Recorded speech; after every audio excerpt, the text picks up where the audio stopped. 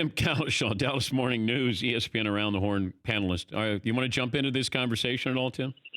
I just want to say this. While I'm not a Kraftwerk fan, Kraftwerk is a fairly important influence on some earlier Radiohead albums, and Radiohead is the greatest band of the last 20 years. So just wanted to put that out there. Okay, strong statement there by Tim. Strong take right off the bat. That's what you expect. Seton is giving you a standing ovation that you just said Radiohead, the best band in the last 20. Who is Radiohead's competition in the last 20 years? Coldplay wishes it was, but they're not, and Chris Martin would even admit that. Oh, no.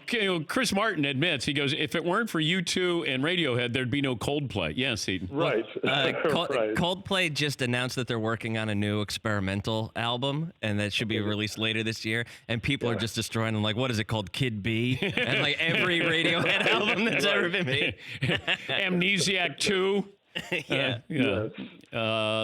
The Bends, Part 2. Okay. So you, in your column, and of course you don't write your headline, but the headline says, it's too early for the Cowboys to fire Jason Garrett, but his arrogance is inching him closer to the end. Would you say that's a fair headline for your column? Well, yes, because although, I wasn't really expecting the backlash, most of the comments were too early. 5 years ago would have been good. I meant too early this season. Once you've decided to keep him, I wouldn't fire him at 3-3. I mean that, or even we'll get to it, I'm sure. But even after this week, now I've written before after the 2017 season that he should be fired. So I'm not immune to thinking that Garrett should go. I just once you're in the middle of a season, usually you don't accomplish a lot with coaching changes. But I wonder about this, Tim, where does this hinge on Lincoln Riley's availability of leaving Oklahoma? Everybody here would like to think that. I've only talked to Lincoln Riley once about that, and he didn't, he's not going to tell me, yes, I'm thinking about, I'd love to come to the Cowboys.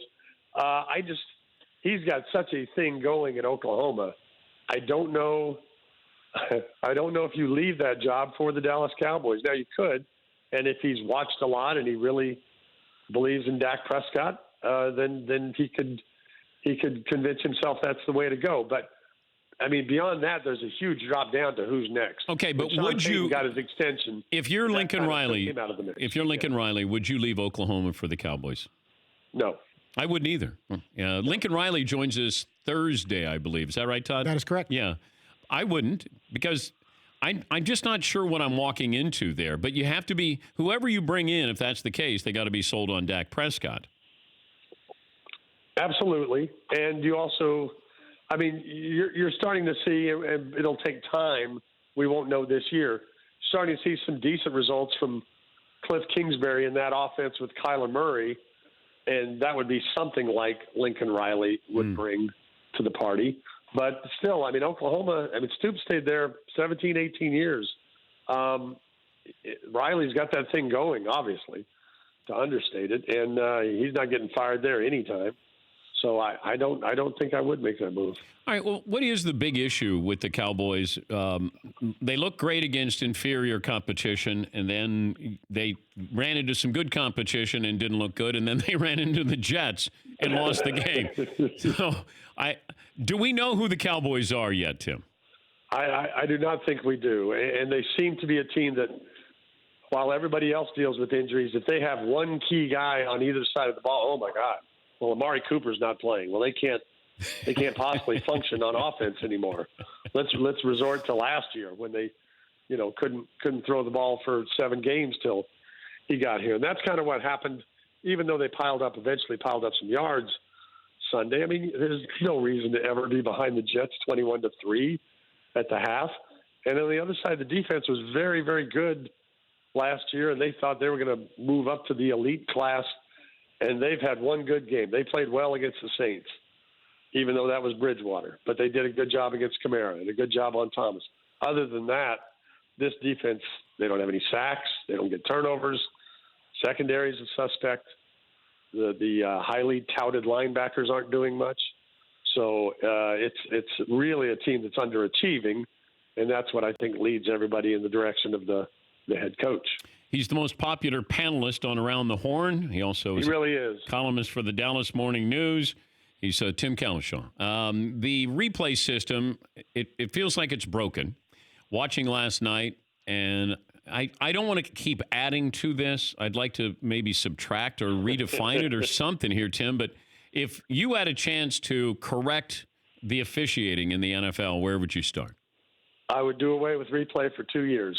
I would say for 2 seasons, we were going back to where we were in the early 90s. Cowboys happened to win a couple Super Bowls in those 2 years, but that's nothing to do with it. Wait, replay is holding the Cowboys back, is that what you're saying? Jimmy Johnson didn't have a problem with it in 92 and 93. No, I would do away with it for 2 years, and obviously there would be an outcry about the missed calls, like the calls in the Lions game, and you'd have to see what is this like and what could we fix. But I mean, I think the flow of the game, getting stuff right is a fine goal, but just the delays and the length of time they spend. Look, did that ball move a little in his hands? It seems to be moving there as he's going to the ground. It's horrible. It's not good if you're watching on TV. It's horrible if you're in the stands sitting there and possibly even in bad weather waiting for the next play. And I thought for years that the pass interference thing needed to be put in. You needed to be able to challenge a 50-yard mistake. And as we've seen, they don't care about that rule. They're not going to fix anything until the playoffs. All they care about is if we have a bad call in the playoffs, we'll fix it. But until then, if you're a Giants receiver going over the middle and the Patriots safety just pulls your arm down and clobbers you, we don't really care. What happened last night with the Lions, where there was pass interference? Yes, they had that, and then they had the 2 very suspect calls that's not a reviewable thing. But the linesman thought he had his mask, and he just had the collar or his chest. Yeah, a lot of stuff went against the Lions last night. How do you feel about the Cowboys against the Eagles? Classic battle for first place, Dan. 2 warriors, 2 great teams. I don't know. You're not getting any point. You're not getting any points on Around the Horn for that. I'm taking them away from you. That's a -6 right there. Bloop, bloop. I mean, again, the Cowboys should be able to attack the Eagles' secondary, but they should have been able to attack the Jets and beat the Jets, and they didn't. I picked the Eagles before the season to win the East and the Cowboys to be a wild card team. I suppose I would lean toward Philadelphia and their coach at least trying to fire up his team, saying we're going there to win, and Jason responding with they're a great football team, we respect them, we'll prepare to play the game.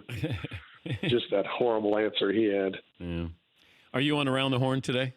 I am, and it's a formidable crew, Dan. It's Frank Isola, it's Sarah Spain, and Clinton Yates, one of your favorites. If you bring up replay and if you just say, as I mentioned on Dan Patrick's award-winning show earlier today. What award have you captured lately? Well, I've been the national radio host of the year, the Marconi Award, twice. You got that? Yes, I did. Was it recent or was that like 10 years ago? That was last year and then a few years prior to that. I thought Rob Dibble had a part of one of those. A 2-time Emmy nominee for this show, Daily Studio Show. Okay, Yeah. Okay. That's plenty of awards. All right. Way more than Around the Horn's gotten. I'm going to be rooting for you tonight.